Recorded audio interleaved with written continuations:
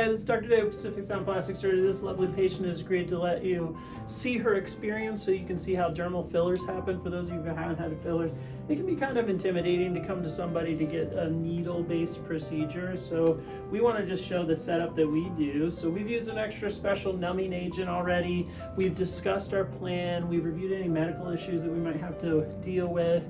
We've kind of focused on her goals, which have been the smile line or nasolabial folds, which she's gotten filled before, and we've already put filler on that side. And we've also offered, and she wanted to do, although it's all optional, it's directed around a patient's goals, the cheek filler, which we had a little bit of the loss of the fullness of the cheek, so that can actually complement the effect that you get in the smile lines. And these are some of the things that you want whoever's providing this to you to have a full facial analysis, not just say, okay, we're going to give you the agent, but to do so towards the goals that you're trying to achieve. We do our other tricks like using our cold pack, and we put that on there to cool things down a little bit. Our numbing agent is a custom agent. They have everything set up nice and clean, and basically preparation is key for anything that you do, including filler. So now that we've gotten all those ducks in a row, our pre-treatment photos and everything else, you get your squeeze ball, and then you get the key, which is this little distracting device. So a little distracting vibrating device we're going to use, and then we're going to take our pre-filled syringe and we're going to do some of the nasolabial fillers. So already cleaned off multiple times. We've done our facial analysis. We've done our marking with our removable little facial crown or marker. We've used various reference points. For example, the cheek filler is put in an intersection between the side of the lip and the side of the eye, and an intersection with the line between the side of the nose and the top of the ear. For the nasolabial fold, we've already done dynamics, and we've marked those, and we've kind of traced that out.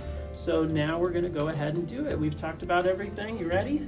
And as I tell every patient, if you ever have discomfort, the numbing stuff is already on the surface. The numbing stuff is in here, but we can always take pauses and make it as comfortable as possible. So, all right, do a smile for me and then relax.